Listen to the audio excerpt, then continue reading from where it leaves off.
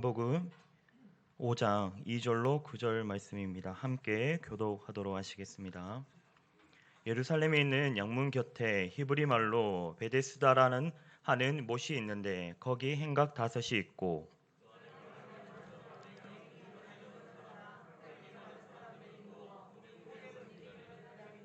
이는 천사가 가끔 못에 내려와 물을 움직이게 하는데 움직인 후에 먼저 들어가는 자는 어떤 병에 걸렸든지 낫게 되밀어라. 예수께서 그 누운 것을 보시고 병이 벌써 오래된 줄 아시고 이르시되 네가 낫고자 하느냐.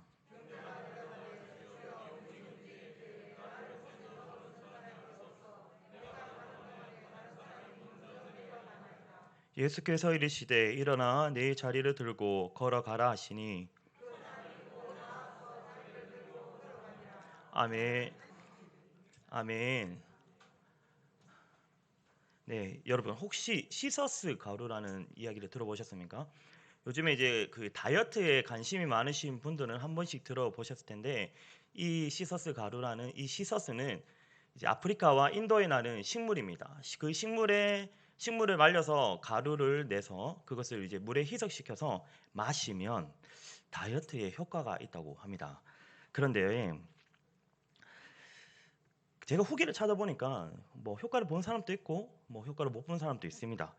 제가 왜 이 시서스를 언급했냐 하면요. 정말 효과가 있든 없든 다이어트에 효과가 있다는 그 소문을 들었을 때 우리는 어떻게 합니까? 효과가 있든 없든 그 사람의 효과를 보았다 하는 그 사람처럼 우리도 효과를 보기 위해서 진짜 효과가 있든 없든 우리는 관심을 갖게 됩니다. 혹시 이탈리아의 트레비 분스 아시죠? 너무나도 유명한 분스죠. 그 뒤에 보면 조각상이 너무나도 아름답게 되어 있는데 그 트레비 분스에 3가지 말이 있습니다. 그 3가지 말 중에 첫 번째는 동전 하나를 던지면 다시 그 이탈리아에 여행이 와서 로마에 다시 여행을 온다고 합니다.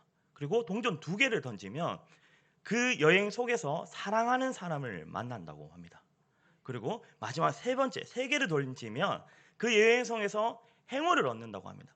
제가 그 대학교 때 철학과였거든요. 철학과 그걸 나누기 위해서 제가 트레비 분서에 갔었는데 근데 제가 학생이다 보니까 돈이 아까워서 저는 동전을 안 던졌어요.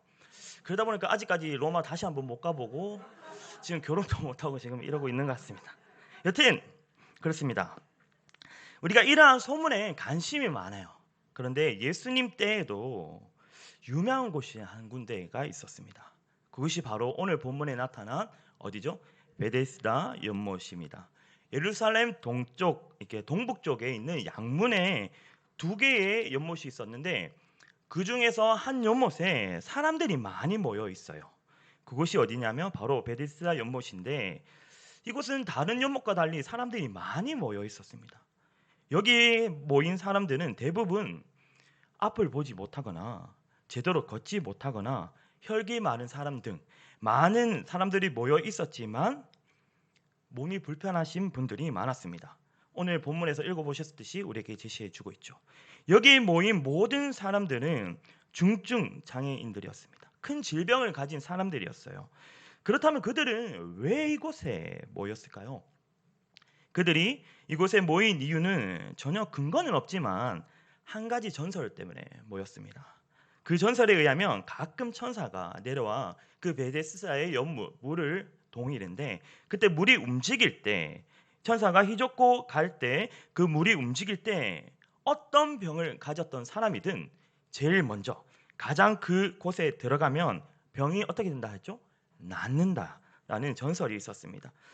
이 정도 전설이라면 지금 현대에 왔을 때는 거기 가기 위해서 미리 예약도 하고 그리고 대기표도 뽑아가지고 기다려야 되는데 어쨌든 어떤 이유이신지 모르겠지만 가끔 연못에 물이 동이고 움직일 때가 있었는지 저는 잘 모르겠습니다. 그리고 그곳에 들어갔을 때 얼마만큼의 치료가 있었는지 지금 저는 잘 모르겠습니다.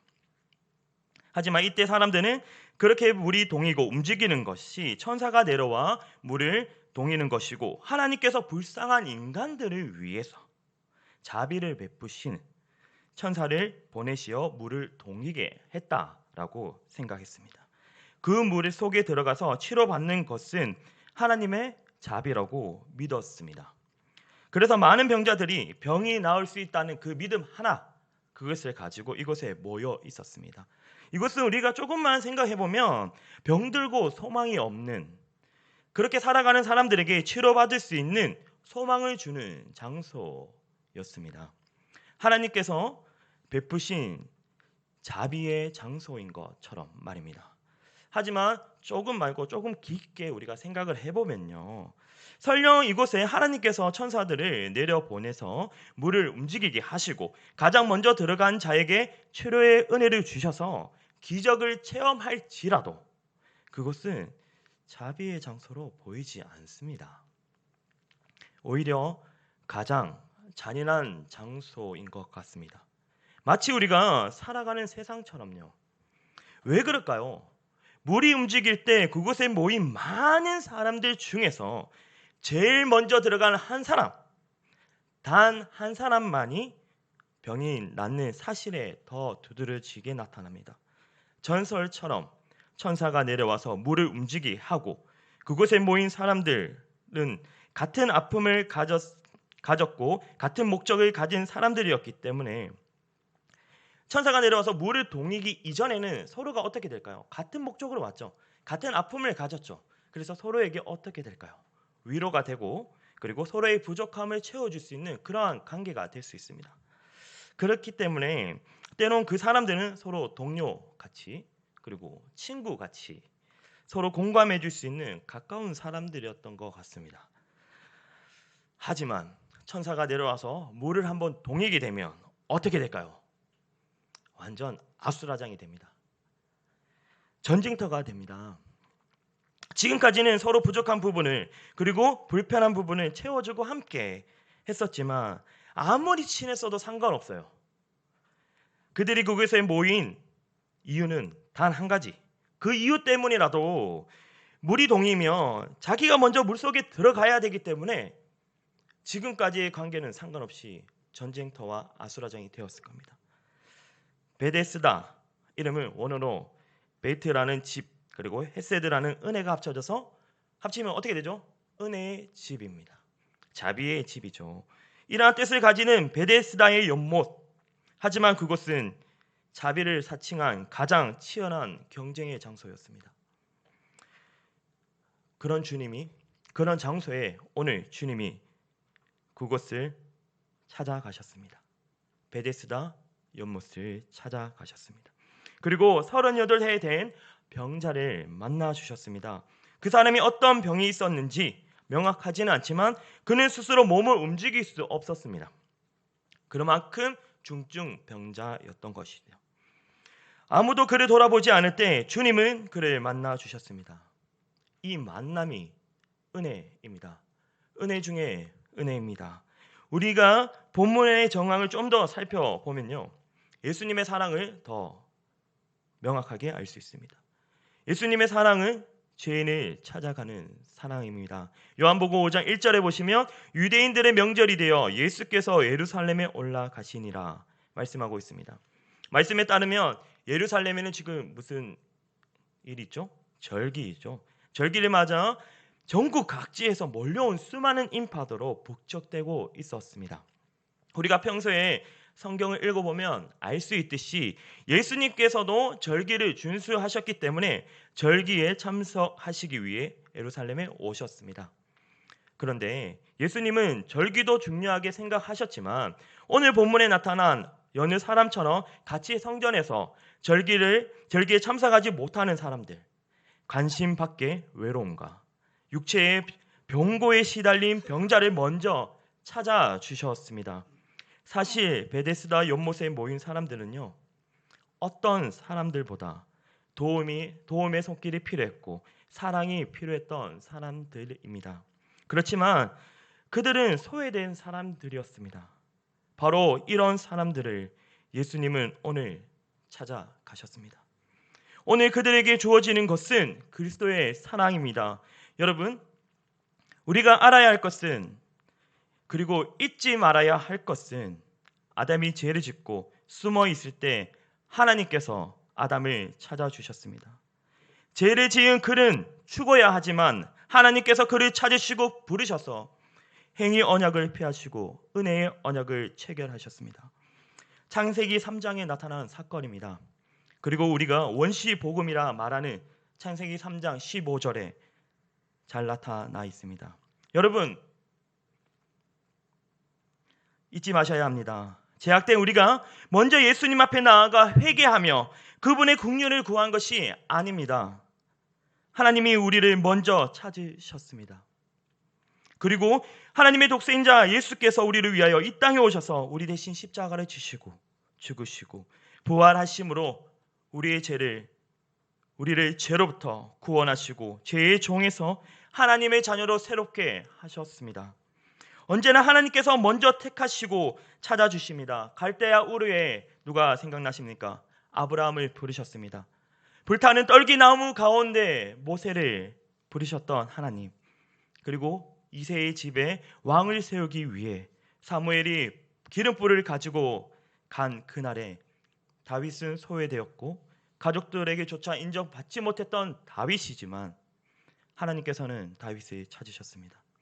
하나님께서 오늘 베데스다 연못에 38년 된 소외된 병자를 찾아가셨습니다. 이 만나 주심의 은혜가, 이 사랑이 오늘 이 시간 저와 여러분에게 함께한다는 사실을 기억하셔야 합니다. 오늘 본문에서 예수님께서는 38년 된 병자를 찾아가셔서 물으셨습니다. 뭐라고 물으셨죠? 네가 낫고자 하느냐? 물으나 마나 당연한 질문 아닙니까? 왜 주님께서는 그에게 이런 질문을 하셨을까요? 38년. 이 세월은 그렇게 짧은 세월이 아닙니다. 제가 평생을 살아온 세월보다 더 긴 세월입니다. 그에게 있어서 그동안 좌절은 몇 번이나 보았을까요? 그가 바라는 소원이 있지만, 희망은 있지만 세월 속에서 그것이 더 이상 무의미해지지 않았습니까? 맞습니다. 이 질문은 그의 마음속에 간절한 소망을 다시 한번 이끌어내는 질문입니다. 이 질문은 지난 38년 동안 서러움과 아픔을 다시 기억나게 하는 질문이기도 합니다. 이렇게 관심 갖고 질문해 주는 것만 해도 그는 자신의 생명의 존엄성과 가치를 확인하는 기쁨을 누릴 수 있습니다. 여러분, 38년이나 된 병자에게 있어서 인간이라는 존엄성이 있을까요? 그의 삶을 생각 한번 해보세요. 자그만치 38년입니다. 그에게 더 이상 어떤 희망도 없습니다. 그렇지만 그 자리 또한 떠날 수 없는 그런 상황입니다. 말씀을 조금 더 살펴보겠습니다. 주님의 질문에 그가 대답했습니다. 오늘 본문 7절입니다. 병자가 대답하되 주여, 물이 움직일 때 아무도 나를 물속에 넣어줄 사람이 없어 내가 가는 동안 다른 사람이 먼저 내려가나이다. 아멘. 여러분은 이 병자의 삶이 느껴지십니까? 이 절망적인 현실이 느껴지십니까? 많은 병자들이 대기하고 있는데 제대로 움직이지도 못하면서, 걷지도 못하면서, 그 주변에 자기를 도와줄 친구, 가족이 있지도 않으면서 왜 그곳에, 그 자리에 자리를 깔고 누워 있는가 말입니다. 자기가 들어갈 수 없잖아요. 그렇다고 그를 도와줄 사람도 없잖아요. 그런데 왜 그곳에 물이 동이기를 기다리며 자리를 깔고 기다리고 있었습니까? 아마도 불가능해 보이지만 다른 어떤 곳에도 희망이 없었기 때문입니다. 어디에 가서 어떤 희망도 없었기 때문에 물이 움직일 때 자기가 들어갈 수 있는 일이 아주 희박하지만 물속에 들어간 사람들의 이야기가 자기의 이야기가 될 것이라는 것이 현실적으로 불가능할지라도 그 고통스러운 현실을 벗어날 수 있는 다른 어떤 방법도 없기 때문에 그는 그곳에 자리를 깔고 기다리고 있을 수밖에 없었습니다. 아마도 조금 더 와닿게 말씀을 드리면 빚덩이가 있어 빚이 너무 많아가지고 앉아 있는데 한 끼 사 먹을 돈도 없어요. 그런데 우연히 생긴 그 돈으로 복권을 끊는 그 심정이 아마도 이 병자와 같은 심정이 아닐까요? 이번 한 번만, 안 될 줄 알지만 이번 한 번만, 정말 불가능할 줄 알지만 이 가능성이 유일한 나의 희망이라서 그것을 붙잡고 거기에 있었던 것일까요? 이런 상황 때문에 그의 눈이 어두워졌던 것일까요? 주님이 38년 된 자를 찾아가셨습니다. 그는 예수님이 앞에서 자신에게 네가 낫고자 하는 이 질문을 하고 있음에도 불구하고 아직까지 주님에게 물에 자신을 넣어줄 사람이 없다고 말하고 있습니다. 지금 예수님께서 앞에 계심에도 그의 시선은 여전히 베데스다 연못만 바라보고 있습니다. 여러분, 우리의 삶의 모습이 지금 이렇지 않습니까? 주어진 상황 때문에, 절망이 나는 그 일 때문에 주님이 우리와 늘 함께 하심에도 불구하고 저를 베데스다 연못에 넣어줄 사람이 없습니다. 지금 저는 물이 움직일 때 물에 들어가야 하는데 들어갈 수가 없어요. 그렇게 하루하루를 살아가고 계시지 않으십니까? 그저 주님을 물이 움직일 때 넣어줄 사람으로 착각하고 계시지는 않으십니까? 우리의 모든 삶 속에서 그저 베데스다 연못이 움직일 때만 기다리고 참되신 하나님으로 예수님을 인정하지 않고 그저 나를 베데스다 연못에 넣어줄 사람 정도만 생각하고 살아가시진 않으십니까? 우리 주님은 천지 만물을 창조하신 분입니다. 만물의 주인 되신 분입니다. 왕이신 우리 하나님이십니다. 늘 우리와 함께 하셔서 우리에게 네가 낫고자 하느냐 물으시는 하나님이십니다. 무엇보다 본질적인 우리의 문제를 물어보십니다. 우리에게 필요한 무엇일까요? 생명을 주시기 위한 질문을 하시는 주님이십니다. 그런 주님께 우리는 오늘 38년 된 병자와 같은 태도를 보이고 있지는 않는지 우리의 삶과 우리의 모습을 다시 한번 돌아보아야 합니다. 마지막으로 주님께서는 그에게 말씀하셨습니다. 오늘 본문 8절입니다. 예수께서 이르시되 일어나 네 자리를 들고 걸어가라 하시니 라고 명하셨습니다. 그는 일어났습니다. 걸었습니다. 오늘 말씀처럼 38년 된 병자는 또 움직이는 연못의 물이 아니라 주님께서 고쳐주셨습니다. 아멘. 주님은 그를 동하는 물속에 던져주신 게 아닙니다. 물속에 넣어주신 게 아닙니다. 당신의 능력으로, 예수 그리스도의 그 능력으로 그 병자를 고쳐주셨습니다. 움직이는 물에는 치유도 생명도 없습니다. 베데스다 연못은 누구든지 먼저 들어가면 병이 낫는다는 소문만 무성했습니다. 힘들고 아픈 사람일수록 그 혜택을 누릴 수 있는 사람은 없었습니다. 경쟁을 해야 되기 때문이죠. 오히려 극심한 경쟁 가운데 참혹한 실패와 좌절을 경험했던 장소입니다. 생명은 연못이 아니라 예수님께 있습니다. 38년 된 병자에게 유일한 희망은 연못이 아니라 주님께서 찾아오셨다는 것입니다. 주님께서 그를 만나 주셨다는 것입니다. 그 연못에 정말 희망이 있었다 할지라도 그를 진정 고쳐주실 수 있는 것은 베데스다 연못에 물이 움직이는 그 물이 아니라 바로 예수님이었다는 사실을 기억하셔야 합니다. 그런데 여러분, 언제부턴가 우리 한국교회가 그리고 우리 성도의 삶이 베데스다 연못과 같다는 생각이 들지 않으십니까? 사랑을 나타내는 곳이라고 말하면서 가난하고 약한 자들의 편이라고 말하면서 사실 가난하고 약한 자들은 가장 소외받는 곳이라고 여겨질 때 교회가 베데스다 연못과 같다고 생각합니다.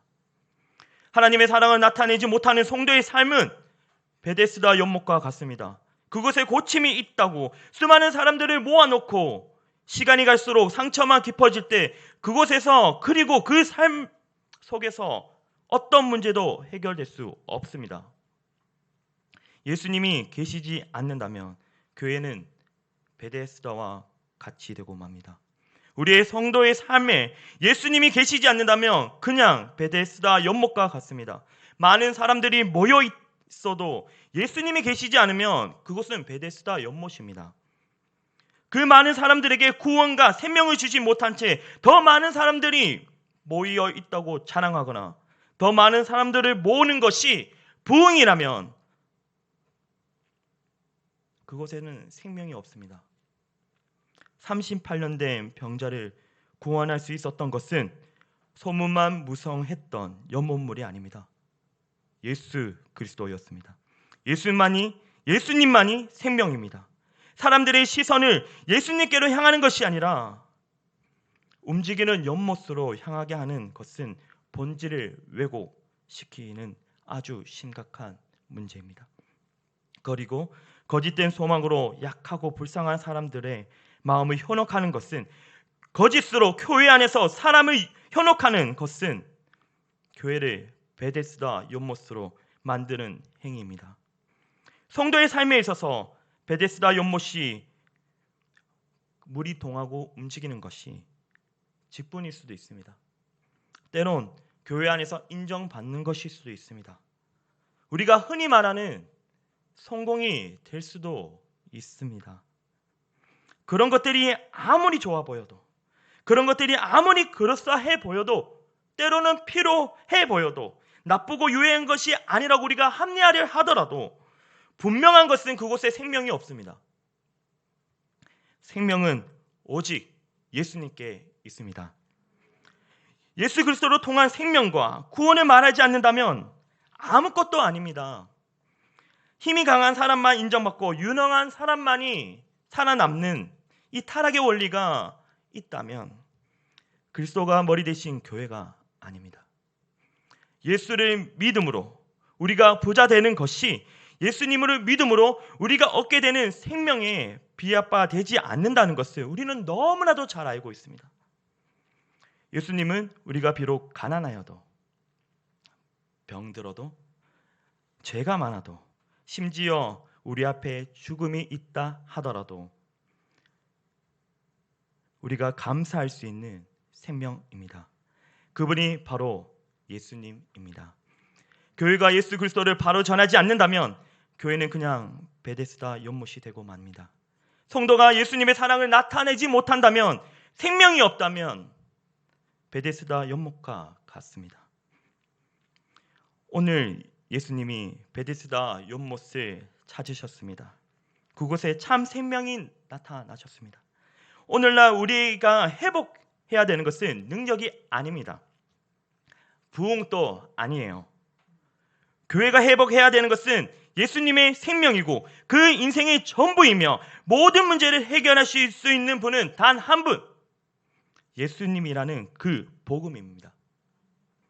우리의 성도의 삶은 그저 그런 소문으로 사람들을 끌어들이는 그러한 베데스다가 아닌 예수님의 생명이라는 것을, 예수님이 생명이라는 것을 분명히 나타내는 삶을 살아야 합니다. 그런 참 생명을 전하는 모습이 되어야 합니다. 제발 예수님을 만나셔야 합니다. 예수님만이 생명입니다. 부자가 되어도 건강하여도 아무것도 아닙니다. 예수님만이 참 생명입니다. 예수님만이 참 사랑입니다. 예수님만이 우리의 모든 것 되십니다. 오늘 예수님께서 베데스다 연못을 찾아오셨습니다. 그리고 이렇게 물으셨습니다. 네가 낫고자 하느냐? 다 같이 기도하겠습니다. 사랑의 은혜가 풍성하신 하나님, 오늘 또 예배 자리로 불러주시면 감사합니다. 우리의 삶의 그 어떤 것보다 예수님을 의지하고 살아가는 우리의 삶이 되게 하여 주시고, 예수님의 사랑을 선포하는 우리의 삶이 되게 하여 주셔서 주님께 온전히 영광 돌리며 주님이 기뻐하시는 삶으로 살아가는 우리의 모든 성도님들 되게 하여 주시옵소서. 모든 것 주님께 맡깁니다. 예수님 이름으로 기도합니다. 아멘.